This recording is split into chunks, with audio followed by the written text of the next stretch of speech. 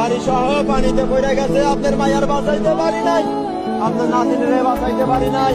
একটি বাস মাত্র কয়েক সেকেন্ডের ভুল, আর তাতেই শত মানুষের সামনে ঘটে গেল এক মর্মান্তিক দুর্ঘটনা। এখন পুরো দেশ তাকিয়ে আছে উদ্ধার অভিযানের দিকে আর অপেক্ষা করছে নিখোঁজ যাত্রীদের খবরের জন্য।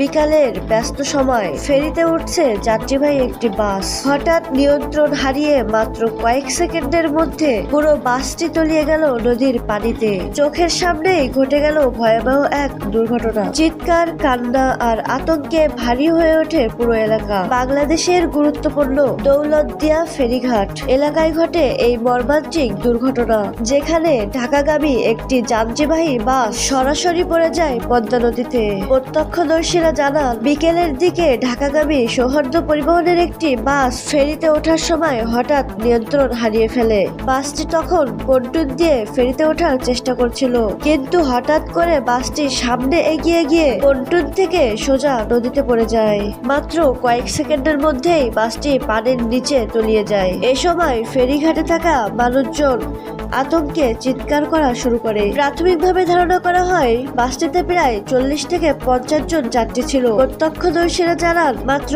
3 থেকে 5 জন যাত্রী কোনোভাবে বাস থেকে বের হয়ে সাঁতরে নদীর তীরে উঠতে পেরেছে, কিন্তু অধিকাংশ যাত্রী বাসের ভিতরে আটকা পড়ে গেছে বলে আশঙ্কা করা হচ্ছে। বাসের দরজা ও জানলা বন্ধ থাকায় যাত্রীরা বের হতে পারছে না বলে আশঙ্কা করা হচ্ছে। দুর্ঘটনার পরপরই ঘটনাস্থলে পৌঁছায় বাংলাদেশ ফায়ার সার্ভিস ও সিভিল ডিফেন্সের কয়েকটা ইউনিট ও ডুবুরি দল। এছাড়া উদ্ধার কাজে অংশ নেয় উদ্ধারকারী জাহাজ হামজা। ডুবুরিরা নদীর তলদেশে অনুসন্ধান চালিয়ে পন্টনের নিচেই বাসটির অবস্থান খুঁজে পেয়েছে, কিন্তু বড় সমস্যা হচ্ছে বাসটির ভিতরে থাকা দরজা ও জানলা বন্ধ থাকায় বাসের ভিতরে প্রবেশ করা সম্ভব হচ্ছে না। এই কারণে উদ্ধার কাজ ধীর গতিতে এগোচ্ছে। যদি উদ্ধার কাজ দ্রুত সম্ভব হতো তাহলে হয়তো অনেককেই জীবিত পাওয়া যেত।